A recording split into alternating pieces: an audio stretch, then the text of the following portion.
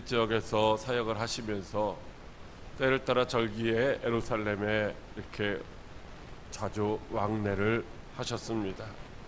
그런 예수님이 십자가를 짊어지시기 위해서 마지막으로 갈릴리에서 예루살렘으로 가는 길을 가고 계십니다.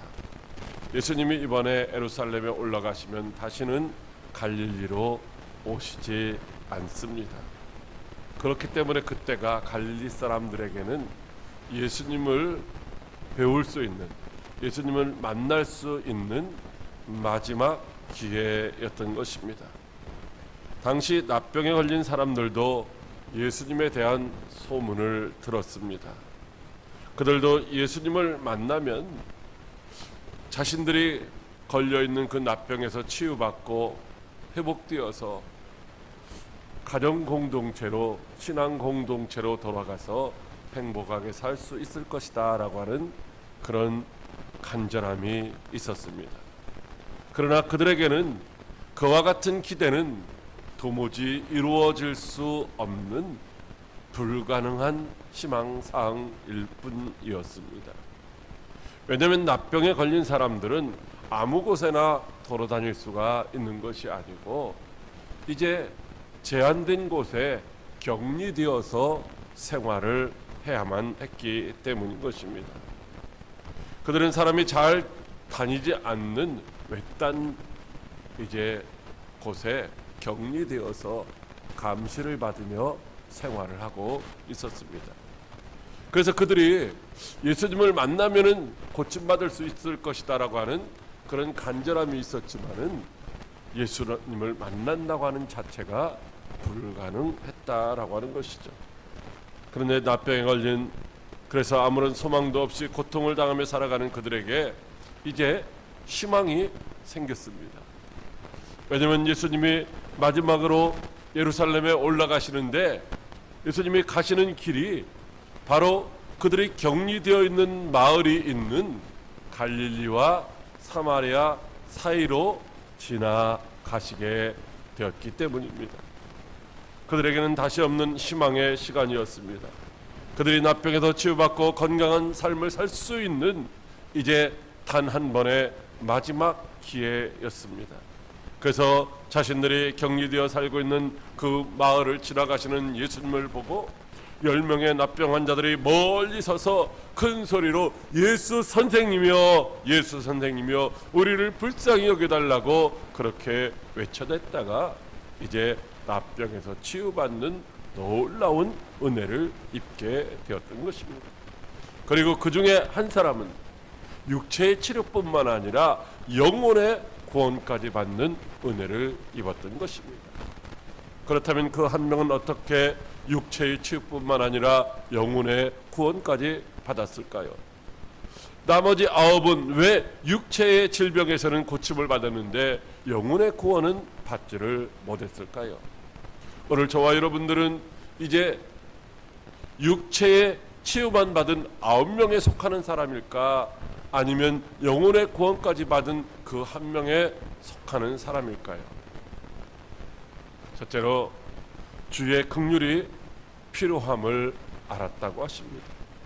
누가복음 17장 13절 말씀입니다. 소리를 높여 이르되 예수 선생님이여 우리를 불쌍히 여기소서 하거늘. 아멘. 예수님이 이 땅에 오신 목적이 무엇입니까? 잃어버린 자를 찾아 구원하시는 것이었습니다. 그래서 예수님은 언제든지 어디를 가시든지 항상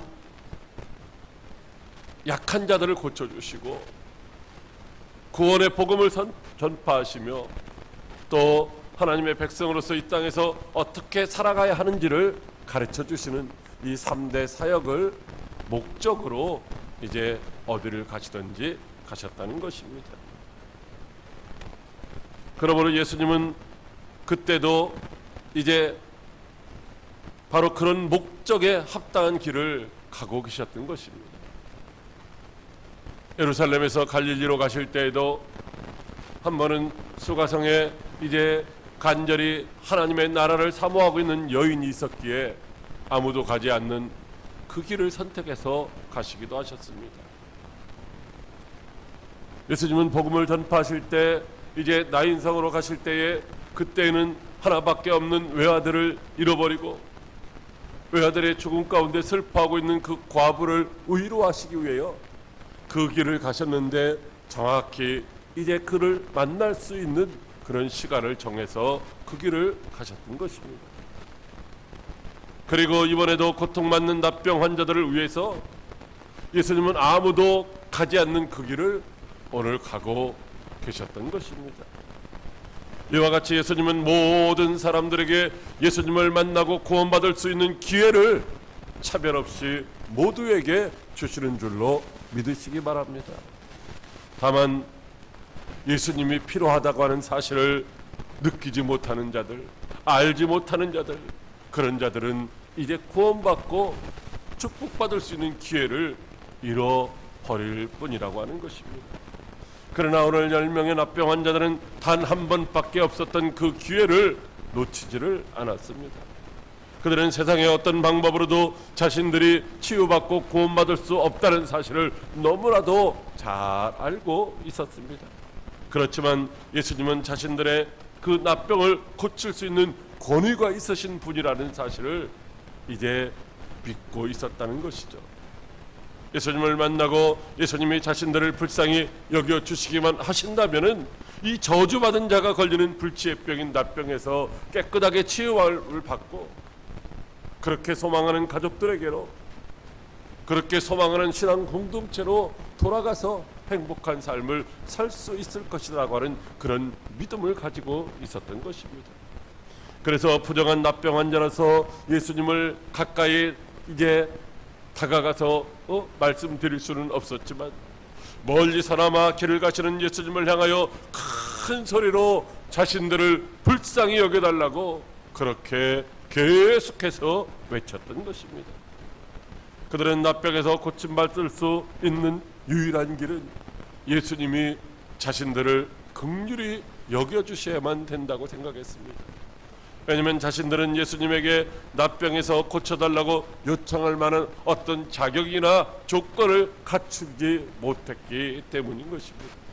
그래서 예수님이 자신들을 불쌍히 여겨달라고 계속해서 고백하고 있었던 것이죠. 로마서 9장 15절로 16절 말씀에 모세에게 이르시되 내가 긍휼히 여길 자를 긍휼히 여기고 불쌍히 여길 자를 불쌍히 여기리라 하셨으니 그런즉 원하는 자로 말미암음도 아니요 다른 박질하는 자로 말미암음도 아니요 오직 긍휼히 여기시는 하나님으로 말미암음이니라고 말씀하시고 있습니다. 무슨 말씀입니까? 납병 환자들이 아무리 자신들이 고침받기를 원한다고 해서 그들이 고침받을 수 있는 것이 아니라는 것입니다. 그들 스스로가 고침받기 위해서 백방으로 수고하고 노력한다고 해서 그 질병에서 고침받을 수 있는 것도 아니라는 것입니다. 다만 그들이 불치의 병에서 이제 치유받을 수 있는 유일한 것은 전능하신 하나님이, 이제 전능하신 하나님이신 예수님이 그들을 불쌍히 여기시고 그들을 만져주실 때에 이제 치유받을 수 있다는 말씀인 줄로 믿으시기 바랍니다. 주님은 긍휼히 여길 자를 긍휼히 여기시고 불쌍히 여길 자를 불쌍히 여기신다라고 말씀하시고 있습니다. 그래서 그들이 예수님께 구한 것은 오직 다만 우리를 긍휼히 여겨달라는 것입니다. 우리를 불쌍히 여겨달라는 것입니다. 그렇다면 주님은 어떤 사람들을 긍휼히 여겨주시고 어떤 사람들에게 긍휼을 베풀어 주실까요? 시편 기자는 시편 57편 1절에 하나님이여 나를 긍휼히 여기시고 나를 긍휼히 여기소서 내 영혼이 주께로 피하되 주의 날개 그늘 아래에서 이 재앙이 지나가기까지 피하리이다 라고 고백하고 있습니다. 또 시편 86편 3절에도 주여 나를 긍휼히 여기소서 내가 종일 주께 부르짖나이다 라고 고백하고 있습니다. 이사야 55장 7절에는 악인은 그 길을 불의한 자는 그 생각을 버리고 여호와께로 돌아오라 그리하면 그가 긍휼히 여기시리라 우리 하나님께로 나아오라 그가 널리 용서하시리라고 말씀해 주시고 있습니다. 여러분 어떤 사람을 긍휼히 여기십니까? 자신이 긍휼히 여김을 받을 수밖에 없는 그런 불쌍한 존재라고 하는 사실을 인정하고 고백하는 사람입니다. 자신은 죄인이기 때문에 이제 하나님 앞에 도무지 나갈 수도 없는 그런 존재라는 사실을 인정하고, 하나님이 아니면 자신들의 문제를 해결해 주실 수 있는 분이 없다라고 하는 그런 고백 속에서 주님을 찾고 주님을 만나기를 원하며 주님을 찾아 나가는 사람들, 부르짖는 자들을 하나님이 이제 긍휼히 여기시고 긍휼을 베풀어 주신다는 말씀인 줄로 믿으시기 바랍니다. 그러므로 오늘 우리에게도 긍휼을 베풀어 주시기를 원하시는 그 하나님의 긍휼하심을, 은총을 입고 구원받는 복된 성도로서의 삶을 살기 위해서 날마다 주님을 찾고 찾되 이제 우리를 긍휼히 여겨주셔서 나의 믿음이 없음을 불쌍히 여겨주셔서 내게 믿음을 더하여 주시옵소서라고 그렇게 간구하며 주님을 찾고 찾다가 주님의 긍휼하심의 은총을 받아 누릴 수 있는 저와 여러분들이 다 되시기를 주님의 이름으로 축복합니다. 둘째로, 말씀을 믿음으로 순종했다고 하십니다. 누가복음 17장 14절 말씀입니다. 보시고 이르시되 가서 제사장들에게 너희 몸을 보이라 하셨더니 그들이 가다가 깨끗함을 받은지라. 아멘. 예수님은 납병 환자들이 멀리 서서 자신들을 긍휼히 여기달라고 하는 그 부르짖음을 보셨습니다. 여러분, 오늘 말씀에 보면은 그들은 부르짖었는데 예수님이 그들의 부르짖음을 들으셨다라고 말씀하시는 것이 아니라 부르짖음을 보셨다라고 말씀하시고 있는 것이죠. 예수님은 자신의 문제를 해결받기 위하여 예수님을 찾는 자들을 때로는 찾아가시기도 하고 다가가시기도 하고 손을 대어 만져주시기도 하고 말씀으로 귀신이나 병마를 이제 명하여 쫓아주시기도 하셨습니다. 그런데 예수님은 납병 환자들의 부르짖음을 보시고 다가가서 만져주시거나 고쳐주시거나 고침받았다고 그렇게 말씀하신 것이 아니라 다만 가서 제사장에게 너희 몸을 보이라고 이렇게 말씀을 하십니다. 예수님은 자신들을 긍휼히 여겨달라고 부르짖는 납병 환자들의 소리를 들으시고 그들이 무엇을 원하는지를 다 보시고 아시고 이제 그래서 그들의 필요를 채워주기 위해서 제사장에게 가서 너희 몸을 보이라고 말씀을 하셨던 것이죠. 지금 그들에게 필요한 것이 무엇입니까? 그 부정한 상태로 납병 상태로 이제 격리되어 살아가고 있는 그들이 그 몸이 깨끗해졌다는 이제 칭찬을 받고 정결해진 상태로 가족 공동체로 신앙 공동체로 돌아가서 행복하게 사는 것이었습니다. 그래서 예수님은 제사장에게 가서 내 몸을 보이라고 말씀을 하셨던 것입니다. 도대체 이게 무슨 말씀일까요? 그렇게 말씀하신 이유는 레위기 14장 2절에 납병 환자가 정결하게 되는 날의 규례는 이러하니 곧 그 사람을 제사장에게로 데려갈 것이요 라고 하신 말씀에 근거를 하고 있는 것입니다. 요즘에 우리가 코로나 뭐 증상이 있든지 뭐 혹은 뭐 걸렸다 하면은 이제 어떻게 해요? 방역 당국에서 완치가 됐다고 하는 판결을 내려줘야만 격리에서 해제되고 일상적인 생활로 돌아갈 수 있는 것이죠. 그런데 당시에 납병에 걸렸던 사람들은 어떻게 해야만 그 일상적인 생활로 돌아갈 수가 있느냐? 제사장에게 가서 제사장이 진단을 하는 것이었습니다. 의사가 진단을 하는 것이 아니라 제사장이 딱 보고서 납병에서 깨끗하게 이제 되었는지 안 되었는지를 진단을 해서 거기서 깨끗하게 되었다고 해야만 어떻게 돼요? 깨끗해진 것이라는 것이죠. 그래서 예수님은 이제 그들을 제사장에게 가서 그의 몸을 보이라고 말씀을 하셨던 것입니다. 그런데 문제는 바로 이 10명의 납병 환자들의 몸이 나음을 받은 것이 아니라 여전히 납병 상태로 있었다는 것입니다. 납병 상태의 그 몸을 가지고 제사장에게 가서 그 이제 자신들의 몸을 보이면은 어떻게 될까요? 이제 지금 자신들 스스로가 예수님 앞에도 자신들이 부정하다고 생각해서 가까이 가지 못하고 멀리서만 소리를 지르고 있는 그들이 어떻게 그 몸을 가지고 제사장에게 가서 자신들의 몸을 보일 수가 있다는 것이겠습니까? 만약에 그렇게 했을 경우에는 저주받고 쫓겨날 수도 있고 더 심하면 사람들에게 돌에 맞아서 죽임당할 수밖에 없는 것입니다. 그런데도 불구하고 그들은 오늘 예수님의 말씀에 아무런 의문도 달지를 않았습니다. 아무런 반문도 달지를 않았습니다. 이유도 없이 그냥 그대로 납병 상태의 몸을 가지고 순종해서 제사장에게로 가고 있었다는 것입니다. 그들은 예수님이 자신들의 납병 상태의 몸을 제사장에게 보이라고 할 때에 아직은 자신들의 납병 상태에 아무런 변화도 느끼지를 못했지만 그냥 말씀을 믿고 순종해서 갔던 것입니다. 그들은 아무런 징조가 보이지 않는데도 예수님의 말씀을 믿고 순종하여 가다가 자신들의 몸에서 납병이 깨끗하게 나았음을 발견하게 된 줄로 믿으시기 바랍니다. 히브리서 11장 1절로 2절에 믿음은 바라는 것들의 실상이요 보지 못하는 것들의 증거니 선진들은 이로써 증거를 얻었느니라고 말씀하시고 있습니다. 여러분, 믿음은 토마처럼 눈으로 확인하고 손으로 만져보고 그런 믿는 믿음도 있습니다.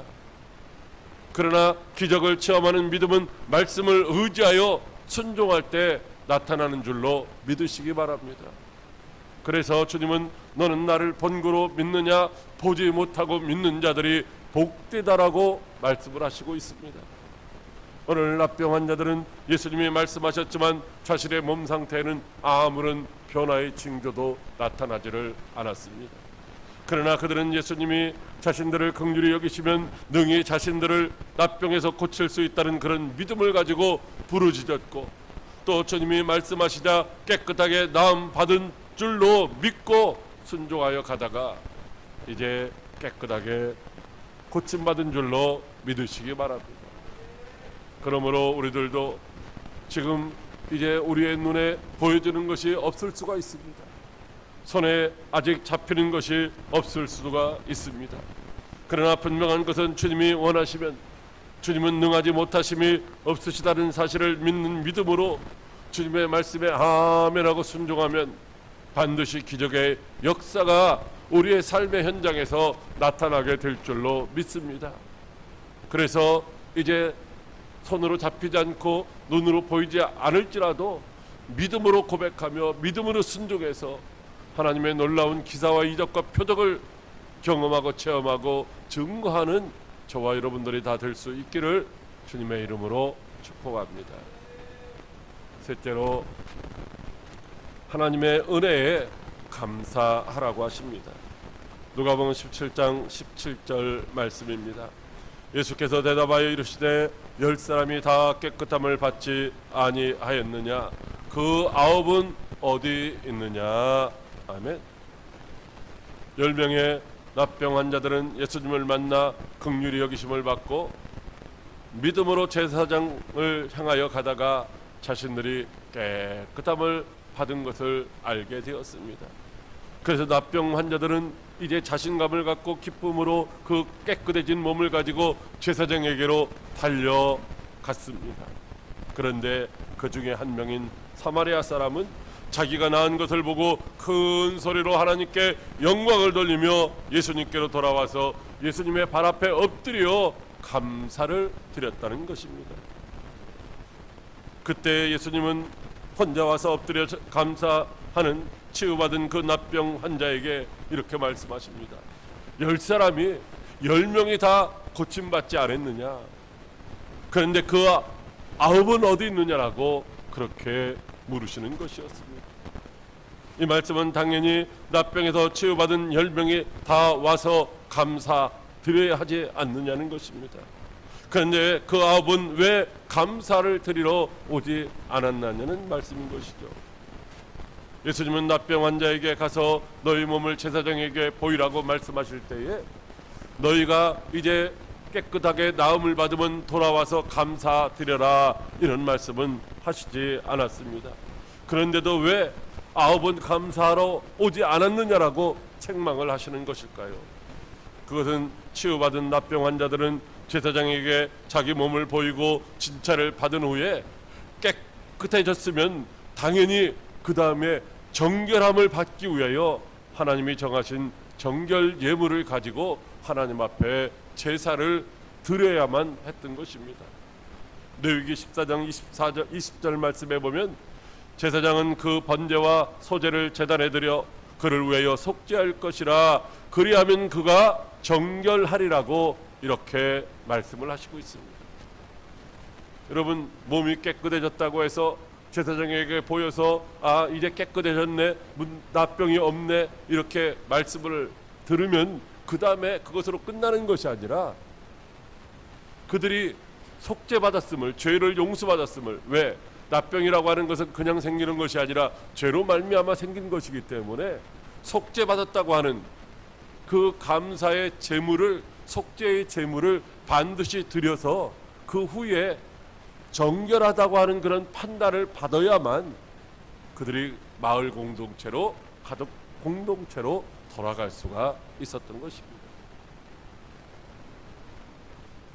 오늘 10명의 납병 환자가 모두 다 예수님의 긍휼의 그 은총으로 육체의 질병을 고침받았습니다. 그러나 그 중에 한 사람, 그 한 사람만이 예수님의 긍휼의 은총으로 치유받았음을 믿고 예수님께로 돌아와서 감사로 영광을 돌린 그 한 사람, 그 한 사람만이 이제 영혼의 구원까지 받는 그런 축복의 주인공이 된 줄로 믿으시기 바랍니다. 모두가 다 감사함으로 이제 하나님 앞에 나와서 그 정결하게 되는 그 선언을 받아야 되는데 나머지는 그렇지를 못했다는 것입니다. 그래서 예수님께서 이제 그 9은 어디 있느냐라고 물으십니다. 9명에게 와서 왜 감사드리지 않느냐라고 말씀하시는 것이 아니라 예수님은 육신의 질병에서 치유받았던 그 9명도 예수님에게 돌아와서 감사함으로 이제 그들이 정결케 되어지는 선언을 받고 영혼의 구원까지를 받기를 그런 간절함이 있으셨기 때문인 것입니다. 그런데 9은 그냥 돌아갔다는 것입니다. 그래서 그 한 사람에게 주님 말씀하십니다. 일어나 가라, 내 믿음이 너를 구원하였느니라고 말씀하시고 있는 것입니다. 육신에 치유받고 그것으로 끝나는 것이 아니라 하나님께 받은 그 은혜를 감사함으로 하나님 앞에 영광을 돌리는 그 사람은 영혼의 구원까지 받게 되었다는 것입니다. 여러분, 예수님이 우리에게 은혜를 베풀어 주시는 목적이 무엇이겠습니까? 첫째는 우리를 영원한 지옥 형벌의 심판에서 구원하여 하나님의 자녀로 삼으시려는 것입니다. 둘째는 예수님이 베풀어 주신 그 구원의 진리의 복음을 땅끝까지 증거하는 증인으로 삼으시려는 것입니다. 세 번째는 그리스도를 통해서 이제 하나님께 영광을 돌리며 감사와 찬송과 영광을 돌리게 하시기 위함인 줄로 믿으시기 바랍니다. 그래서 에베소서 1장 5절로 6절에 그 기쁘신 뜻대로 우리를 예정하사 예수 그리스도로 말미암아 자기의 아들들이 되게 하셨으니 이는 그가 사랑하시는 자 안에서 우리에게 거저 주시는 바 그의 은혜의 영광을 찬송하게 하려는 것이라고 분명하게 말씀을 하시고 있습니다. 사랑하는 광역교회 성도 여러분, 우리가 긍휼이 풍성하신 하나님의 그 크신 사랑과 예수 그리스도의 십자가 대속의 은혜로 죄와 사망에서 구원받아 하나님의 자녀가 되었음을 믿으십니까? 그렇다면 우리는 당연히 구원의 복음을 땅끝까지 증거하는 증인된 삶을 살아야 하는 것입니다.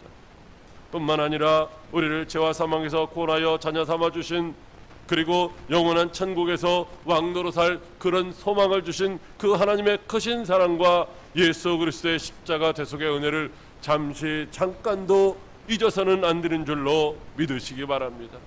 그 은혜를 잊지 말고 항상 감사하며 찬송하며 영광을 돌리는 저와 여러분들이 다 될 수 있기를 주님의 이름으로 축복합니다. 기도하겠습니다. 살아계셔서 역사하시는 참 좋으신 하나님 아버지,